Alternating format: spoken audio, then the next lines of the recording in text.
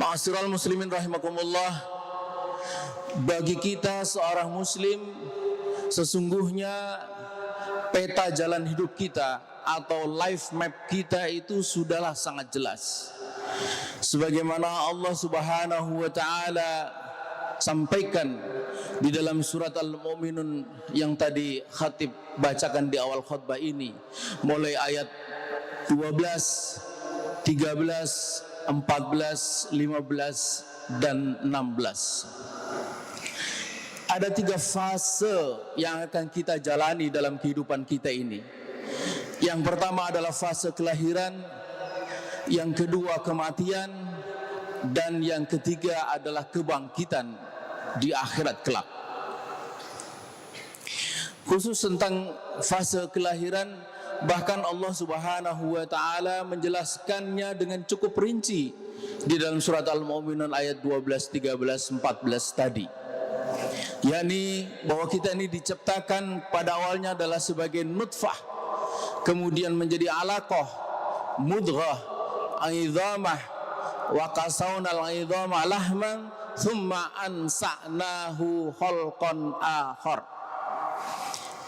Dari daging yang bertulang itulah kemudian Allah menciptakan makhluk yang terlahir menjadi seperti kita-kita saat ini. Ayat seperti inilah surat Al-Mu'minun 12, 13, 14 yang dalam pandangan Gary Miller, seorang saintis ahli matematika asal Kanada, sebagai bukti yang sangat jelas bahwa Al-Quran itu sesungguhnya adalah memang firman Allah. Gary Miller ini bukan hanya seorang saintis, dia juga adalah seorang misionaris. Pada tahun 1973, dalam usahanya untuk meyakinkan jamaahnya tentang kebenaran agama yang mereka peluk, yaitu agama Nasrani, dia melakukan riset panjang untuk mencari kelemahan Al-Quran. Apa yang kemudian dia dapatkan? Alih-alih dia mendapatkan kelemahan Al-Quran, yang justru dia dapatkan adalah kekuatan Al-Quran. Dalam risetnya itu, Gary Miller menjumpai atau membaca ayat 82 dari surat An-Nisa. Afala yatadabbaruna al-Quran, apakah engkau tidak mengkaji Al-Quran, tidak mentadaburi Al-Quran? Walau kana min indi ghairillah lawajadu fi ikhtilafan katsira. Andai Al-Quran ini bukan datang dari sisi Allah, niscaya engkau akan jumpai di dalamnya itu perselisihan yang banyak atau ikhtilaf yang banyak. Nah, Gary Miller, atau dalam pandangan Gary Miller, perselisihan Al-Quran itu bukan hanya antara ayat dengan ayat yang lain, tetapi antara ayat dengan sains modern. Nah, Gary Miller tidak menjumpai kedua-duanya. Dia tidak menjumpai di dalam Al-Quran ikhtilaf atau perselisihan antara satu ayat dengan ayat yang lain. Pun juga dia tidak jumpai perselisihan antara ayat Al-Quran dengan sains modern. Di antara buktinya adalah surah Al-Mu'minun ayat 12, 13, 14 itu, bahwa menurut ilmu kedokteran modern memang begitulah fase-fase pertumbuhan janin, mulai dari nutfah, alaqah, mudghah, idhamah. Jamaah sekalian, akhirnya Gary Miller ini pada tahun 1978, 5 tahun setelah melakukan riset panjang terhadap Al-Quran, alih-alih dia kembali kepada jamaahnya, yang terjadi akhirnya dia masuk Islam, berubah namanya menjadi Abdul Ahad Omar, karena dia sangat yakin bahwa Al-Quran itu adalah sungguh-sungguh firman Allah Subhanahu wa ta'ala. Jamaah sekalian, andai kita tidak membaca Al-Quran, kita tetap akan tahu bahwa kita ini akan mengalami fase yang pertama, kelahiran, dan fase yang kedua, kematian. Karena dia adalah fakta. siapapun akan lahir dan siapapun akan mati. Tapi kalau kita tidak membaca Al-Quran, kita tidak akan tahu kemana setelah kita mati. Kemana? Karena kita membaca Al-Quran dan kita sangat yakin bahwa Al-Quran itu adalah kalamullah atau firman Allah, maka kita menjadi tahu bahwa setelah kita mati nanti kita akan dibangkitkan oleh Allah Subhanahu wa taala. Thumma innakum ba'da dzalika lamayitun thumma innakum yaumal qiyamati tub'atsun. Kemudian sesungguhnya kalian pada hari kiamat akan dibangkitkan. Dan karena itu kebangkitan di hari kiamat nanti adalah sebuah kepastian. Sebuah kepastian. Ini bukan seperti yang dibilang oleh ibu-ibu tokoh partai, dongeng atau ramalan masa depan. Bukan. Ini adalah sebuah kepastian. Jemaah sekalian, pertanyaannya kemudian adalah kemana setelah kita dibangkitkan? Kalau kita membaca Al-Quran, maka nyatalah bahwa hanya ada dua kemungkinan arah setelah kita dibangkitkan, yaitu apakah kita akan menjadi ashabul yamin, golongan kanan, atau ashabus simal, golongan kiri. Siapa itu ashabul yamin? Dialah ashabul jannah. Siapa itu ashabus simal? Dialah ashabun nar, penghuni neraka. Kita tentu tidak ingin menjadi bagian dari ashabus simal yang disebut oleh Allah Subhanahu wa taala sebagai bi'sal masir, sebagai seburuk-buruk tempat kembali yang di dalamnya terkumpul seluruh penderitaan, bahkan segala macam penderitaan yang mata belum pernah melihat, telinga belum pernah mendengar, dan siapapun belum pernah merasakannya. Digambarkan dalam sebuah hadis dalam kitab Al-Jannah wan Nar, siksa paling ringan di neraka itu dipakaikan kepada mereka terompah dari api neraka, dan itu cukup membuat otak mendidih. Jemaah sekalian, mungkin sekali waktu bisa mencoba berjalan kaki tanpa alas kaki di tengah siang hari, terik matahari, di atas aspal yang sangat panas. Kaki kita mungkin melepuh, tapi tidak akan pernah membuat otak itu mendidih. Ini siksa paling ringan, kepadanya dipakaikan terompah dari api neraka, otak mendidih. Dan siapa saja yang mendapatkan siksa seperti itu, dia akan merasakan ini siksa yang paling berat. Padahal itu siksa paling ringan.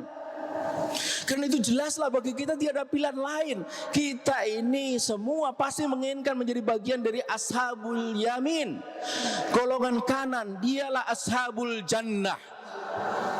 Pertanyaannya kemudian adalah, apa yang bisa memastikan kita atau menjamin kita kelak akan menjadi bagian dari ashabul yamin, menjadi bagian dari ashabul jannah? Apa yang bisa memastikan kita? Apa jaminannya? Jemaah sekalian, hanya ada satu yang bisa memastikan kita bahwa kita kelak akan menjadi bagian dari ashabul yamin.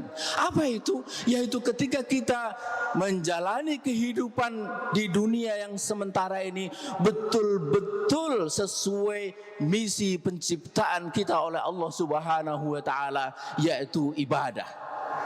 Kita semua tahu bahwa kita ini diciptakan oleh Allah Subhanahu wa taala tidak lain adalah untuk beribadah kepadanya. Wa ma khalaqtul jinna wal insa illa liya'budun. Apa itu ibadah? Imam Malik mengatakan al-ibadatu hiya, ibadah itu adalah taatullah, taat kepada Allah, wa khudu'u lahu, tunduk kepadanya, wa tizamu ma syara'ahu minad-din, dan berpegang teguh kepada apa yang disyariatkan oleh Allah di dalam agamanya. Ringkasnya, ibadah adalah ketika kita terikat kepada syariah Allah, ketika kita terikat kepada syariah agama Allah, syariat Islam. Apa makna terikat kepada syariah Allah itu? Terikat kepada syariah Allah itu adalah menjadikan syariat Allah sebagai tolak ukur perbuatan kita atau miqyasul a'mal kita.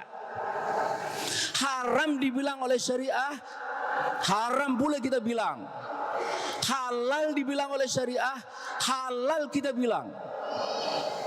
Apa yang dikatakan haram oleh syariah kita tinggalkan, dan kita melakukan apa saja yang dikatakan halal oleh syariah. Jamaah sekalian, inilah esensi dari takwa.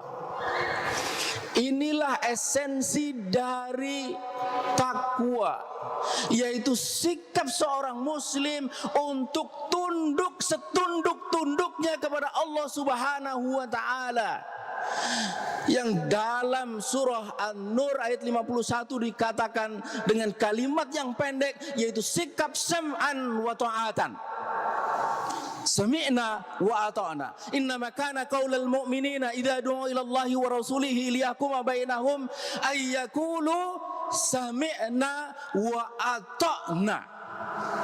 Sikap sam'an wa ta'atan kepada segenap perintah dan larangan Allah Subhanahu wa taala, meski perintah itu sekilas tampak tidak masuk akal, sebagaimana perintah untuk membangun bahtera kepada Nabi Nuh di puncak bukit, di puncak gunung. Kalau perintah itu membangun bahtera di tepian pantai mungkin masih bisa dicerna oleh akal sehat. Ini di puncak bukit.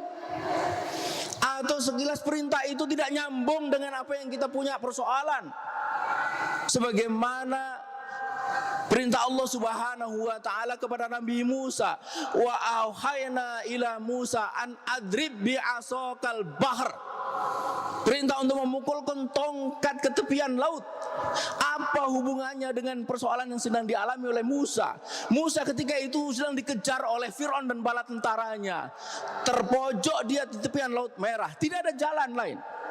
Dia mundur, dia akan semakin dekat dengan Fir'aun dan bala tentaranya itu. Tapi kalau dia maju, dia akan tenggelam. Pada titik itulah Allah memerintahkan untuk memukulkan tongkat itu ke tepian Laut Merah.